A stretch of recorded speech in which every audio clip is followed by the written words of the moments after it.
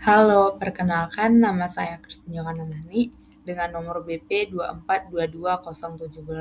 Pada video ini saya akan menjelaskan atau mempresentasikan tugas dari mata kuliah Kinetika Reaksi Kimia yang diampu oleh Ibu Rita Yova dan Ibu Yona Oktavia. Adapun yang akan dibahas dalam video ini ada 4 poin. Yang pertama mengenai space time, yang kedua space velocity, yang ketiga resident time, dan yang terakhir kaitannya dengan reaktor CSTR dan PFR. Kita masuk ke poin yang pertama yaitu space time. Space time adalah waktu teoritis yang dibutuhkan fluida untuk mengalir melalui reaktor jika laju alir volumetrik diukur pada kondisi masuk atau inlet. Spacetime ini berfungsi untuk menggambarkan ukuran waktu tinggal berdasarkan desain dan penting dalam perancangan reaktor. Nah, contoh penggunaan spacetime itu digunakan dalam perancangan CSTR dan PFR, perbandingan performa reaktor, dan analisis reaktor seri.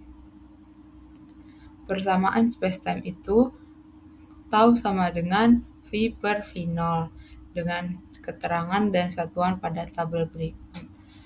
Pada reaktor CSTR, konsentrasi di seluruh volume sama dengan konsentrasi keluar, sehingga spacetime itu mewakili waktu tinggal molekul.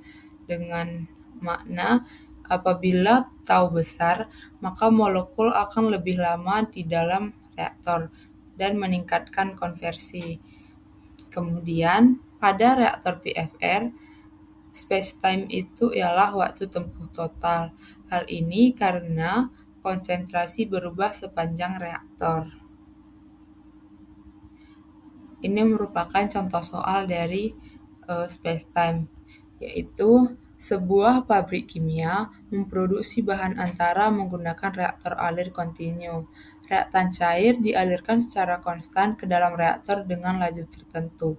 Untuk memastikan reaksi berlangsung cukup lama, insinyur ingin mengetahui waktu teoritis yang dibutuhkan fluida untuk melewati reaktor berkapasitas berdasarkan kapasitas reaktor dan laju air masuk. Reaktor yang digunakan memiliki volume 8 meter kubik. Laju air volumetrik umpan yang masuk ke reaktor adalah 0,4 meter kubik per menit. Tentukan spacetime reaktor tersebut.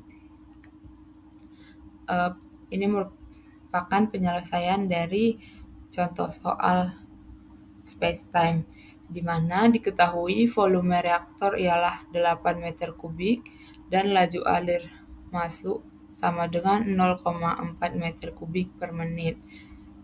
Dengan memasukkan ke dalam persamaan spacetime, diperoleh tau sama dengan 20 menit. Jadi, fluida membutuhkan waktu 20 menit untuk melewati reaktor jika laju alirnya tetap konstan. Selanjutnya kita masuk ke poin kedua yaitu space velocity. Space velocity atau SV adalah kebalikan dari spacetime. Space velocity ini menunjukkan seberapa cepat reaktor memproses aliran umpan. Nah, pada space velocity ini dihitung berapa kali fluida melewati reaktor dalam satuan waktu. Contoh penggunaan space velocity ini yaitu untuk menilai intensitas operasi reaktor, untuk optimasi reaktor katalis, dan membandingkan performa antar reaktor. Persamaan dari space velocity itu SV sama dengan V0 per V dengan keterangan pada tabel berikut. Kemudian kita masuk ke contoh soal. Pada unit reaktor katalitik, operator ingin meningkatkan kapasitas produksi. Untuk itu, mereka mengevaluasi seberapa cepat umpan melewati reaktor dibanding dengan volume reaktor itu sendiri. Reaktor memiliki volume 5 meter kubik, sementara laju alir volumetrik umpan adalah 1 meter kubik per menit. Hitung space velocity dari reaktor tersebut. Kita masuk ke penyelesaian. Diketahui volume reaktornya sama dengan 5 meter kubik dan laju alir masuknya sama dengan 1 meter kubik per menit. Sehingga SV yang diperoleh ialah 0,2 menit. Nilai 0,2 menit ini berarti dalam 1 menit hanya 20% volume reaktor yang dilewati oleh fluida. Kemudian kita masuk ke poin ketiga yaitu resident time. Resident time adalah waktu aktual atau waktu nyata rata-rata yang dibutuhkan molekul fluida dalam reaktor. Nah, resident time ini digunakan untuk menentukan seberapa lama reaktan bereaksi dan konversi yang mungkin dicapai. Resident time sangat dipengaruhi oleh pola aliran dan ekspansi fluida. Nah, untuk fluida incompressible atau cairan, TR sama dengan tau. Dan untuk reaksi gas, TR tidak sama dengan tau atau tidak sama dengan spacetime. Hal ini karena laju alir berubah akibat reaksi. Contoh soal dari resident time itu, sebuah reaktor CSTR digunakan untuk reaksi fase cair karena reaksi berlangsung dalam kondisi isotermal dan fluida tidak mengalami perubahan densitas. Insinyur ingin menghitung waktu rata-rata molekul reaktan berada di dalam reaktor.